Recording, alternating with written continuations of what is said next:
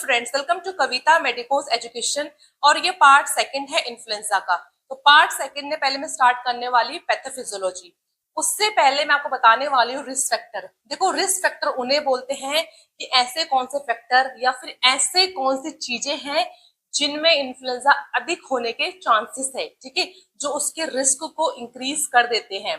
पहला यहाँ पर है एज। चिल्ड्रंस वैसे तो हर एज में होता है, दोनों मेल एंड फीमेल सेक्सेस में होता है, पर छोटे बच्चे खासकर जो 5 साल से छोटे हैं या ओल्ड एज पीपल जो 65 ईयर से ऊपर है उनमें अधिक होता है। ऑक्यूपेशन लिविंग कंडीशन, आप किस जगह काम कर रहे हो, वहां पर वेंटिलेशन की सुविधा है या फिर नहीं है, क्राउडेड एरिया तो नहीं है, ठीक है, गंदा जो इन्वायरमेंट है, अनसैनिटरी जो इन्वायरमेंट है, अगर वो है, क्राउडेड एरिया है, तो वहां पर इन्फ्लुएंजा बहुत तेजी से फैलता है।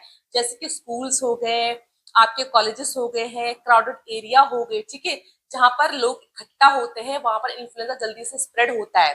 फिर वीकेंड इम्यून सिस्टम, अगर आपकी रोग प्रतिरोधक क्षमता है पहले से ही कमजोर है, तो वो जो इन्फ्लुएंजा है उसको अच्छे से फाइट नहीं कर पाएगा। फिर एक क्रॉनिक इलनेस, अगर व्यक्ति को पहले से ही कोई बीमारी है जैसे कि अस्थमा, सीओपीडी, एड्स, कैंसर, तो वो इन्फ्लुएंजा से फाइट नहीं कर सकता। फिर है प्रेगनेंसी, अक्सर प्रेग्नेंट लेडीज में भी इन्फ्लुएंजा होता है। चलो अब हम देख लेते हैं इसकी पैथोफिजियोलॉजी, कैसे कैसे इन्फ्लुएंजा हमारी बॉडी को अटैक करता है। उससे पहले हम सबसे पहले एक नॉर्मल सा स्ट्रक्चर हम पढ़ लेते हैं वायरस का, ठीक है। ये मैंने एक नॉर्मल सा इन्फ्लुएंजा का स्ट्रक्चर बना रखा है वायरस का, ठीक है। सबसे अंदर इन्फ्लुएंजा का जेनेटिक मटेरियल होता है, ठीक है। इसका जेनेटिक मटेरियल क्या होता है? सिंगल स्ट्रैंडेड आरएनए, ठीक है। तो यहाँ पर अंदर क्या है? जेनेटिक मटेरियल है। फिर लिपिड की 2 लेयर है, लिपिड की बाइलेयर है, और इसकी सरफेस पे 2 प्रोटीन्स होते हैं। ये चीज ध्यान से सुनना, इसके सरफेस पे 2 प्रोटीन्स होते हैं। पहला है हीमाग्लूटिनिन, क्या है? हीमाग्लूटिनिन, HA या फिर H। फिर है न्यूरोअमाइनेडेज, N या फिर Na, ठीक है। जो रेड वाला है इसको मैंने दिखा रखा हीमाग्लूटिनिन, क्योंकि इन्हीं सरफेस प्रोटीन की हेल्प से जो ये वायरस है ये हमारी सेल से जुड़ता है, हमारी सेल से बाइंड होता है।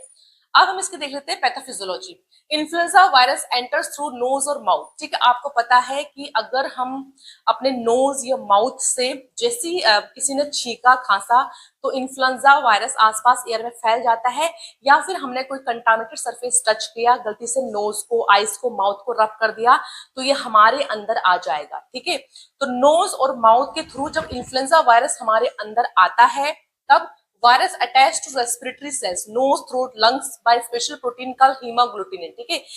अब देखो ध्यान से सुनना, जैसे ही हमने वायरस को अपने अंदर लिया, ठीक है, तो ये वायरस आके हमारे रेस्पिरेटरी सिस्टम, खासकर जो अपर रेस्पिरेटरी सिस्टम है जैसे कि नोज, थ्रोट और लंग्स, ठीक है, वहां के जो सेल है, ठीक है, हमारे रेस्पिरेटरी सिस्टम की जो सेल है, एपिथेलियल सेल, किसकी बात कर रही हूँ मैं? एपिथेलियल सेल की बात कर रही हूँ।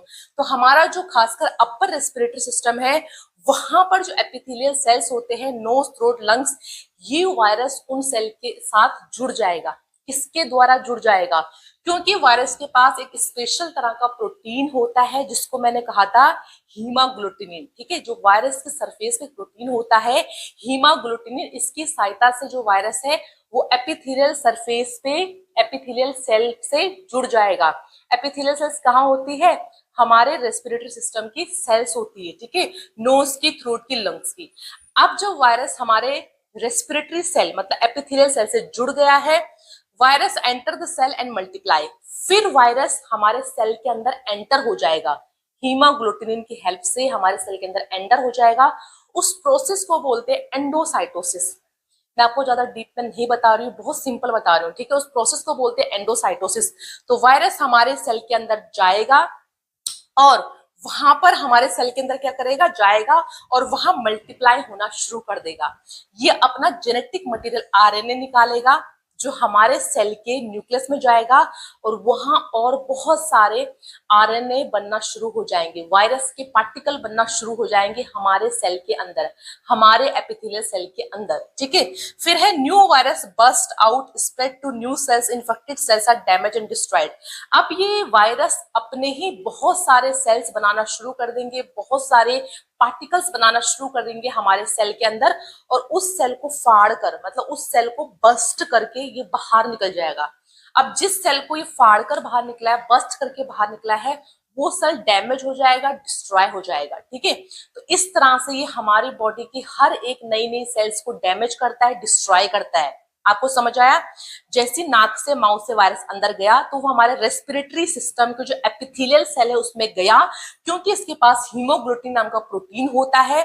इसके द्वारा वो हमारे सेल के अंदर जाता है और हमारे सेल के न्यूक्लियस में अपने जेनेटिक मटेरियल को देता है। वहां पर बहुत सारे पार्टिकल्स बनते हैं वायरस के और जेनेटिक मटेरियल्स बनते हैं, और कुछ टाइम बाद वायरस उसको फाड़कर उसको बस्ट करके बाहर निकल जाता है और हमारी नई नई सेल को डैमेज करता रहता है, ठीक है ना। अब क्या होगा, हमारी इम्यूनिटी को पता लग जाएगा। देखो, immune system detects virus and fights back. अब हमारे इम्यून सिस्टम को पता लग गया है कि कुछ गड़बड़ी है बॉडी में। वो क्या करेगा, हमारा इम्यून सिस्टम फाइट करना शुरू कर देगा। किसके लिए? वायरस के लिए, ठीक है। तो हमारा इम्यून सिस्टम क्या करेगा, अपने सेल्स को वहां भेजेगा, ठीक है, और वायरस से फाइट करना शुरू कर देगा। Rise body temperature, chemicals like cytokine cause body aches, create mucus inflammation. जितने भी लक्षण आते हैं, जितने भी साइन एंड सिम्टम्स आते हैं इन्फ्लुएंजा में, वो क्यों आते हैं? खासकर वो इसलिए आते हैं क्योंकि इम्यून सिस्टम जो है वो वायरस को मारने की कोशिश करता है। उस दौरान बहुत सारे केमिकल्स जैसे कि साइटोकाइंस, इंटरल्यूकेन्स वहां निकलते हैं, जिसकी वजह से जो पेशेंट है उसकी बॉडी का टेम्परेचर बढ़ना शुरू हो जाता है, उसको हेडेक होता है, वीकनेस होता है, थकावट सी होती है बॉडी में। और क्या होता है, देखो, इस वायरस ने हमारे एपिथेलियल सेल को डैमेज कर दिया है। इसका मतलब हमारे रेस्पिरेटरी ट्रैक्ट में क्या होते हैं? सीलिया होते हैं, हेयर लाइक प्रोजेक्शन होते हैं जो म्यूकस को बाहर निकालते हैं। जब वो सेल मर जाएंगे तो सीलिया भी मर जाएगा, जिसकी वजह से म्यूकस जो है वो इकट्ठा होना शुरू हो जाएगा हमारे रेस्पिरेटरी सिस्टम में, ठीक है। पेशेंट को खांसी आनी शुरू हो जाएगी, वहां पर इन्फ्लामेशन, सूजन होना शुरू हो जाएगा, क्योंकि इम्यून सिस्टम और वायरस क्या होते हैं, फाइट करते हैं, तो केमिकल्स निकालते हैं जिनके द्वारा पेशेंट को फीवर आता है, उसको दर्द होता है पूरी बॉडी में, ठीक है, इन्फ्लामेशन होता है। देखो, immune system clear virus recovery, और 1 से 3 हफ्ते के अंदर, 1 से 3 हफ्ते के बाद जो इन्फ्लुएंजा है वो अपना आप रिकवर हो जाता है, अपना आप ठीक हो जाता है। क्यों? क्योंकि हमारे इम्यून सिस्टम ने पूरे वायरस को रिकवर कर दिया है, वायरस को वहां से हटा दिया है। जब हमारा इम्यून सिस्टम वायरस को वहां से हटा देगा तो पेशेंट धीरे धीरे रिकवर, धीरे धीरे ठीक होना शुरू हो जाएगा, ठीक है। तो 1 से 3 हफ्ते के बाद पेशेंट धीरे धीरे शुरू हो जाता है। जिन लोगों की इम्यूनिटी वीक होती है, इफ वीक इम्यूनिटी, अगर आपकी इम्यूनिटी वीक है तो क्या होगा, कॉम्प्लिकेशन होगा, ठीक है। क्या कॉम्प्लिकेशन है भाई निमोनिया का? इसका कॉम्प्लिकेशन है इन्फ्लुएंजा का निमोनिया। क्या है? निमोनिया या फिर ब्रोंकाइटिस, ठीक है। निमोनिया या फिर ब्रोंकाइटिस या फिर एक्यूट रेस्पिरेटरी डिस्ट्रेस सिंड्रोम, ठीक है। इसके फिर कॉम्प्लिकेशन बढ़ने शुरू हो जाते हैं अगर हमने टाइम पे ट्रीट नहीं किया है, अगर इम्यूनिटी कमजोर है। तो इन्फ्लुएंजा के कॉम्प्लिकेशन क्या क्या है पेशेंट के अंदर? फिर pneumonia, bronchitis, ARDS, acute respiratory distress syndrome आने शुरू हो जाएंगे। तो ये थी यहाँ पर पैथोफिजियोलॉजी ऑफ इन्फ्लुएंजा। नेक्स्ट है यहाँ पर sign and symptoms of influenza. तो इन्फ्लुएंजा में कौन कौन से लक्षण यहाँ पर आते हैं? तो पहला क्या है? Sudden high fever. पेशेंट को यहाँ पर तेज बुखार आता है, ठीक है। इन्फ्लुएंजा में पेशेंट को तेज बुखार आता है 100 डिग्री फ़ारेनहाइट से लेकर 104 डिग्री फ़ारेनहाइट। अगर हम डिग्री सेल्सियस की बात करें तो 38 से लेकर 40 डिग्री सेल्सियस। पेशेंट को इन्फ्लुएंजा बुखार क्यों आता है? क्योंकि जब वायरस अंदर आता है तो हमारी इम्यून सेल उसको मारने के लिए कुछ साइटोकाइंस निकालती है, कुछ केमिकल्स निकालती है, जैसे कि ट्रांसनेक्रोटिक फैक्टर या फिर पायरोजन। तो पायरोजन के कारण पेशेंट को यहाँ पर तेज बुखार आता है, ओके। तो पेशेंट को इन्फ्लुएंजा में सबसे पहले क्या होगा? तेज बुखार आएगा, हाई फीवर आएगा, सडन आएगा, अचानक से आएगा। फिर है चिल्स एंड शिवरिंग। पेशेंट को ठंड भी लगती है और शिवरिंग भी होती है, मतलब कपकपी के साथ बुखार आना। चिल्स क्यों हो रहा है पेशेंट को? शिवरिंग क्यों हो रही है पेशेंट को? शिवरिंग इसलिए हो रही है ताकि बुखार के टाइम पे बॉडी का टेम्परेचर बढ़ता है, ठीक है। शिवरिंग इसलिए होती है, बॉडी अपने अंदर हीट को उत्पन्न कर रही है, रेगुलेट कर रही है, तो पेशेंट को कपकपी शिवरिंग होगी, ठीक है। और जैसे जैसे पेशेंट को बुखार कम होता रहेगा, निकलता रहेगा, वैसे उसको ठंड लगनी शुरू हो जाएगी। तो बैक्टीरिया को मारने के लिए बॉडी अपने आप को गर्म करती है, ठीक है, इसलिए पेशेंट को शिवरिंग होती है ताकि वो हीट प्रोड्यूस कर सके। और कुछ टाइम जब बुखार निकल जाता है तो पेशेंट को ठंड लगनी शुरू हो जाती है। फिर है headache due to increase body temperature and dehydration, ठीक है, पेशेंट का सर दर्द होता है क्योंकि फीवर की वजह से सर दर्द होगा, जो केमिकल्स निकल रहे हैं बॉडी में, और डिहाइड्रेशन की वजह से पेशेंट को सर में दर्द होगा, खासकर टेम्पोरल रीजन में या फिर फ्रंटल रीजन में। फिर है myalgia muscles aches back leg and arms, ठीक है, पेशेंट को मसल्स में दर्द होगा, ठीक है, जो इम्यून सेल और वायरस जिस टाइम पर लड़ते हैं तो साइटोकाइंस जो केमिकल निकलता है ये हमारे जॉइंट्स को और मसल्स पर अपना असर डालते हैं, इसलिए पेशेंट को मसल्स एंड जॉइंट पेन होता है, खासकर पेशेंट को बैक में, लेग में और आर्म की मसल्स में दर्द होता है। फिर है fatigue and weakness even after recovery, ठीक है, पेशेंट को थकावट रहेगी, बॉडी में कमजोरी रहेगी। क्यों पेशेंट को थकावट हो रही है? क्योंकि पेशेंट की सारी बॉडी की एनर्जी कहाँ लग रही है? बैक्टीरिया को मारने के लिए, ठीक है, सारी इम्यूनिटी जो सारी पावर है वो कहाँ लग रही है? बैक्टीरिया को मारने के लिए, इसलिए पेशेंट को हमेशा थका थका फील करेगा, उसकी बॉडी में वीकनेस रहेगा। कई बार तो इन्फ्लुएंजा ठीक होने के बाद भी कुछ हफ्तों तक, मतलब कुछ वीक तक पेशेंट रिकवरी पीरियड में जाता है, उसको हम बोलते हैं post viral recovery period of influenza. फिर देखो ड्राई कफ में प्रोडक्टिव बैक्टीरियल इन्फेक्शन आकर, ठीक है, पेशेंट को इसमें सूखी खांसी होती है इन्फ्लुएंजा में। क्यों पेशेंट को खांसी हो रही है? क्योंकि जो ट्रेकिया रीजन है और जो ब्रोंकाई रीजन है वहां पर वायरस क्या कर रहा है? इन्फ्लामेशन कर रहा है, इरिटेशन कर रहा है, ठीक है ना, इसलिए पेशेंट को यहाँ पर सूखी खांसी होती है। वो खांसी वेट खांसी में कब बदल जाएगी? ठीक है, वो खांसी बलगम में कब बदल जाएगी?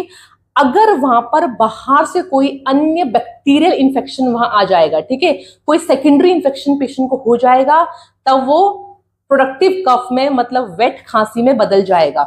फिर देखो pharyngitis, sore throat pen, swelling and hoarseness, patient के जो फेरिंग्स है उनमें स्वेलिंग होना, उसे बोलते हैं हम फेरेंजाइटिस। गले में पेशेंट को दर्द होगा, पेन होगा, स्वेलिंग होगी, आवाज भारी हो जाएगी। क्यों?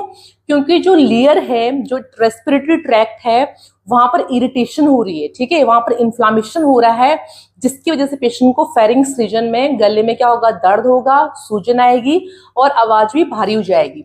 फिर है nasal congestion and runny nose, ठीक है, पेशेंट को जैसे कॉमन कोल्ड के सिम्टम्स होते हैं, सर्दी जुकाम के जो सिम्टम होते हैं, बिल्कुल वैसे लक्षण पेशेंट के आएंगे। नेजल कंजेशन, नाक भर जाएगी, कई बार नाक बहनी शुरू हो जाती है। क्यों?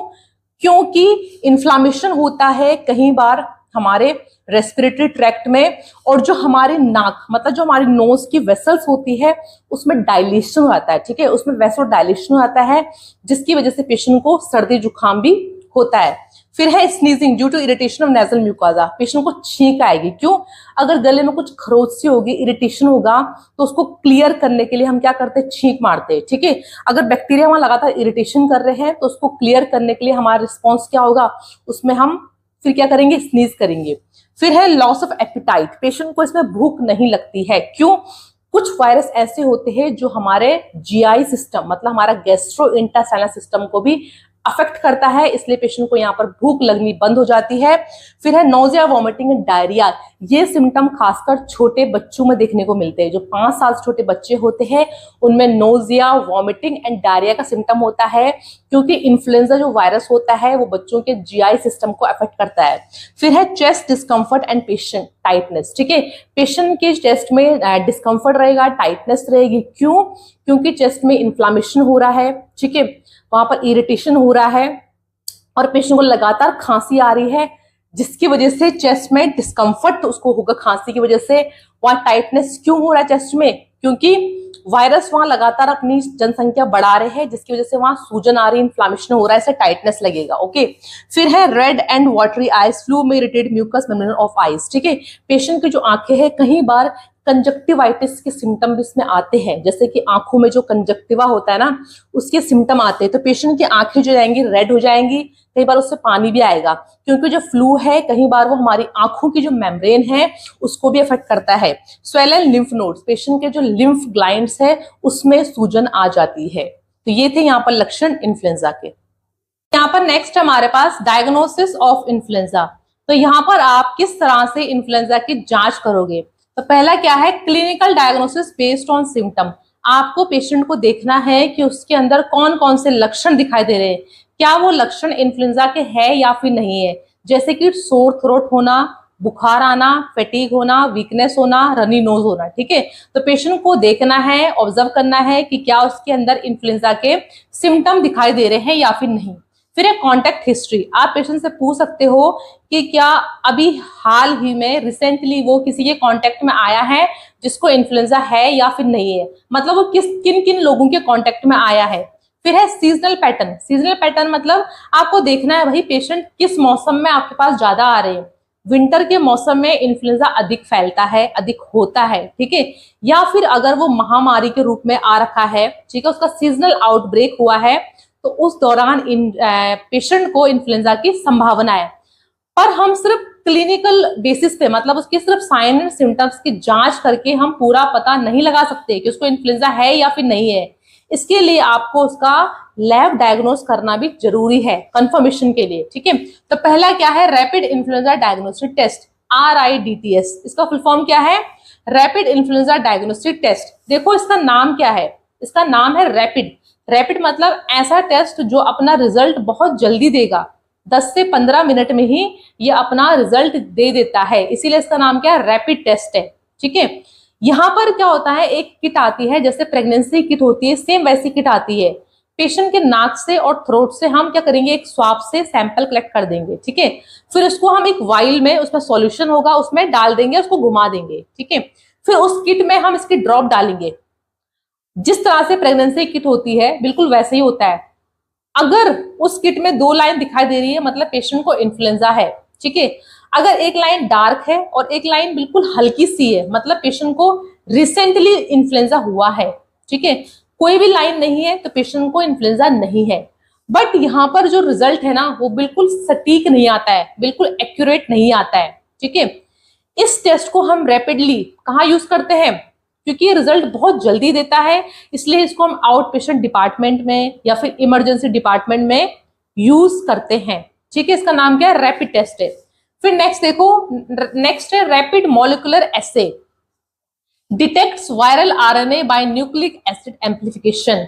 यहाँ पर जो है मॉलिक्यूलर एसे, मॉलिक्यूलर मतलब हम जो वायरस है उसका जेनेटिक मटेरियल, उसका जेनेटिक प्रोटीन यहाँ चेक कर रहे हैं। ठीक है, किस वाले प्रिंसिपल पे ये टेस्ट काम करता है, ये काम करता है न्यूक्लिक एसिड एम्प्लीफिकेशन पे।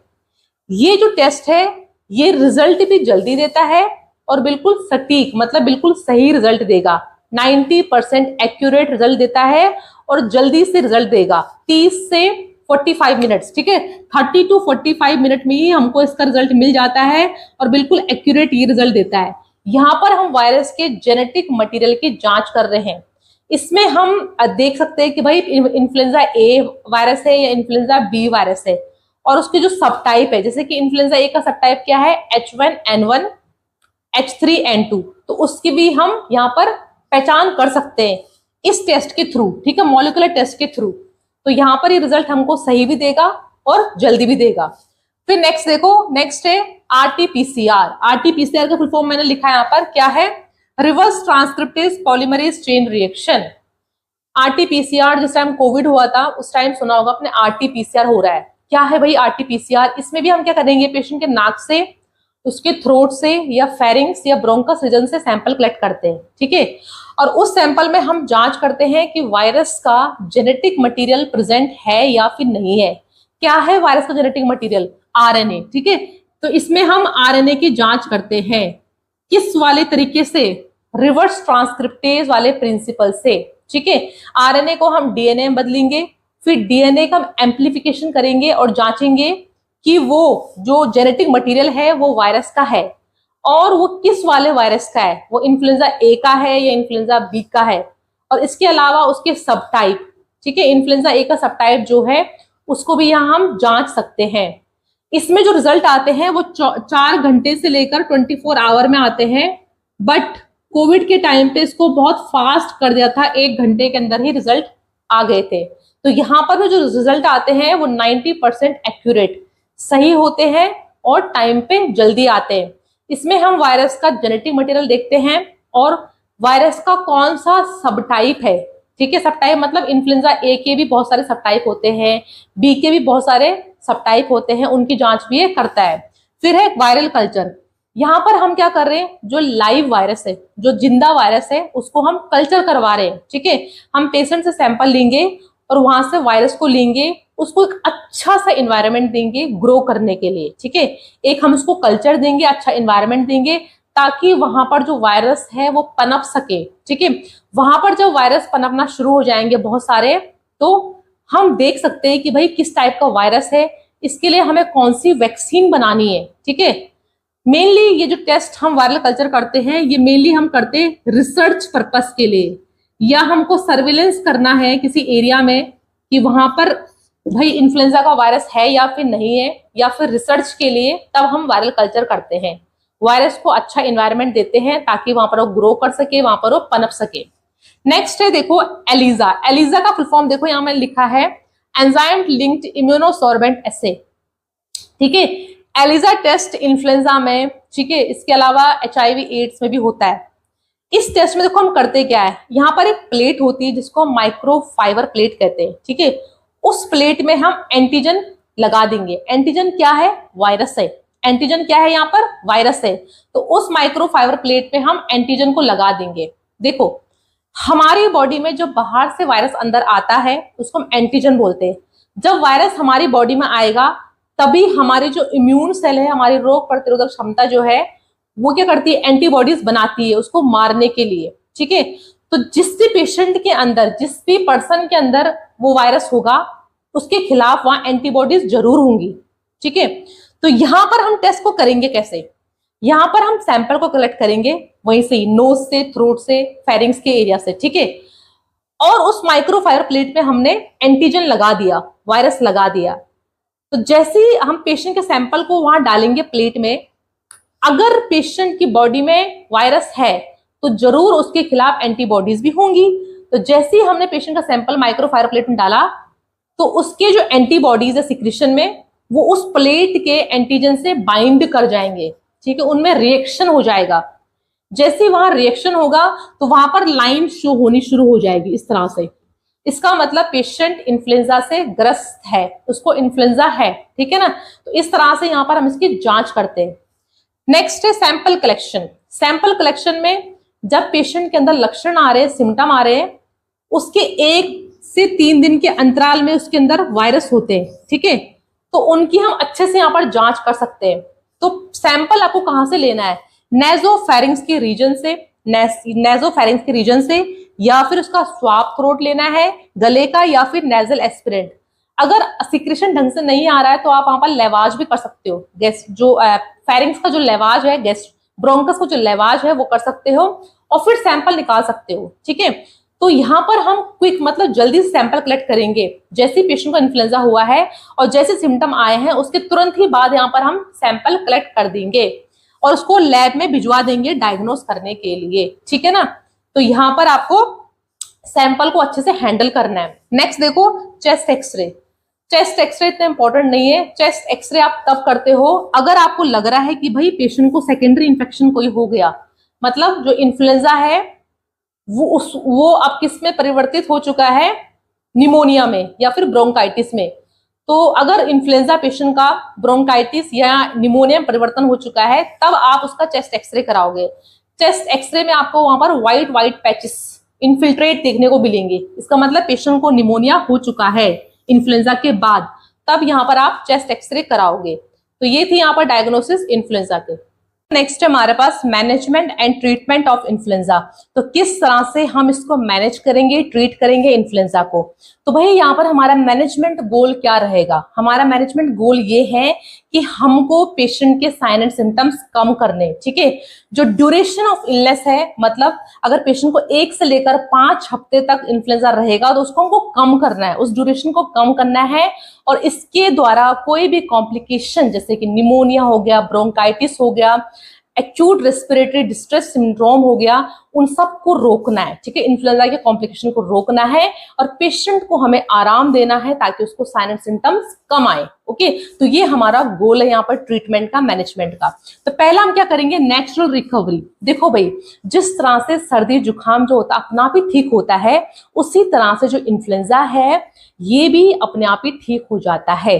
अगर व्यक्ति बिल्कुल स्वस्थ है, बिल्कुल हट्टा कट्टा है, ठीक है, उसको कोई भी अदर कोई बीमारी नहीं है, कोई क्रॉनिक इलनेस नहीं है, उसकी इम्यूनिटी मजबूत है, तो उस केस में उसकी जो बॉडी है, जो उसकी इम्यूनिटी है, वो उसको वायरस से वो खुद ही फाइट करती है, ठीक है, और 1 से लेकर 4 हफ्ते के अंदर ये अपने आप ही रिकवर हो जाता है, मतलब पेशेंट बिल्कुल स्वस्थ हो जाता है, ठीक है। अगर आपकी इम्यूनिटी अच्छी है तो बॉडी इसको खुद ही रिकवर करेगी।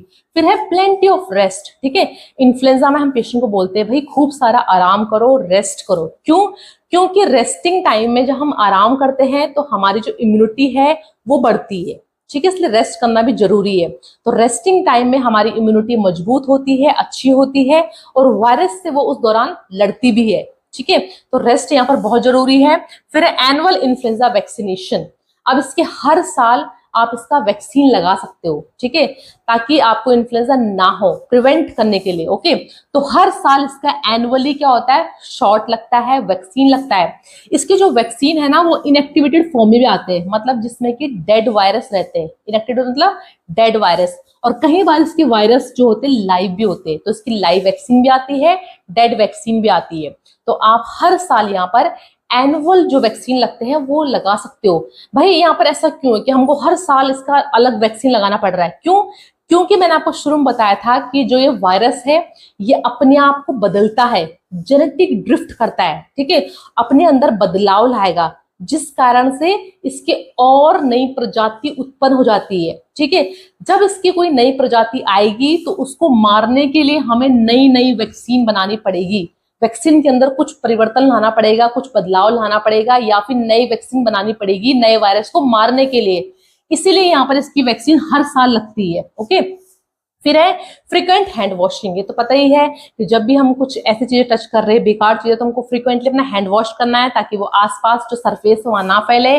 और ये हमारे एटिकेट्स है कि जब भी हम छींकते या खांसते हैं तो अपने माउथ को, नोज को कवर करेंगे while coughing and sneezing. Okay, जब भी छींकते खांसते हैं तो माउथ एंड नोज को कवर करना है ताकि दूसरे तक ना फैले, क्योंकि आपको पता है जब इन्फ्लुएंजा है इसके जो वायरस है वो एयर में फैल जाते हैं। जब हम खांसते हैं या फिर छींकते हैं तो वो आसपास के जो एयर में है वो फैल जाते हैं, ठीक है। तो जब आप पब्लिक प्लेस में हो या आपके आसपास कोई लोग हो तो वहां पर आप खांसते और छींकते समय हैंकी रख सकते हो। फिर है avoid close contact with infected individuals, ठीक है, जिन लोगों को इन्फ्लुएंजा है उनसे दूर रहना। ओके, उनसे दूर रहना। वैसे तो उन लोगों को खुद ही आइसोलेशन में रहना चाहिए, मतलब वो अलग से रहते हैं, ठीक है ना, तो एक अलग सा रूम उनको आप प्रोवाइड कर सकते हो। हॉस्पिटल में अगर इन्फ्लुएंजा का पेशेंट है तो उसको हम आइसोलेशन रखते हैं, मतलब उसको अलग से रखते हैं। फिर है इन फीवर। देखो, अगर बुखार इसमें आता है, पेशेंट को ज्यादा बुखार आ रहा है, पेशेंट का जो मतलब मसल्स है, बॉडी है, वो पूरी दर्द कर रही है, तो उस दौरान आप पेशेंट को पैरासिटामोल दे सकते हो, आइबुप्रोफेन दे सकते हो, या फिर एस्प्रिन दे सकते हैं।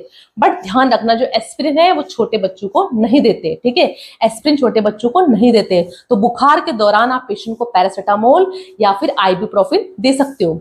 फिर है एंटीवायरल ड्रग्स। आपको पता है ये बीमारी किससे फैल रही है? वायरस के द्वारा फैल रही है। इन्फ्लुएंजा वायरस के द्वारा फैल रही है, इसलिए हम वायरस वाली मेडिसिन देंगे, एंटीवायरल, जो वायरस को मार दे, ठीक है। और अगर अच्छा रहेगा अगर आप ये जो दवाइयां हैं ये 48 आवर्स के अंदर दे रहे हो, मतलब जब वायरस आया और जैसे पेशेंट ने सिम्टम दिखाया, पहला सिम्टम जैसे पेशेंट के अंदर आया तो उसके 48 आवर्स के अंदर अंदर आप पेशेंट को दवाई स्टार्ट कर दो। कौन सी? Antiviral drugs. जैसे कि कौन कौन सी दवाइयां हैं? ओसेल्टामिवर, ये इसका जेनेरिक नेम है, ठीक है। कॉमन लैंग्वेज और कॉमन भाषा में हम क्या बोलते हैं? इसको टेमीफ्लू के नाम से आपने सुना होगा, ठीक है, टेमीफ्लू के नाम से बोलते हैं। इसको हम पेशेंट को ओरली देते हैं 5 से 6 दिन तक, तो उसके कंडीशन को देख के, ठीक है। वैसे हम 5 दिन तक इसको देते हैं। फिर है ज़ेनामिवर, इसका कॉमन नेम क्या है? रिलांजा।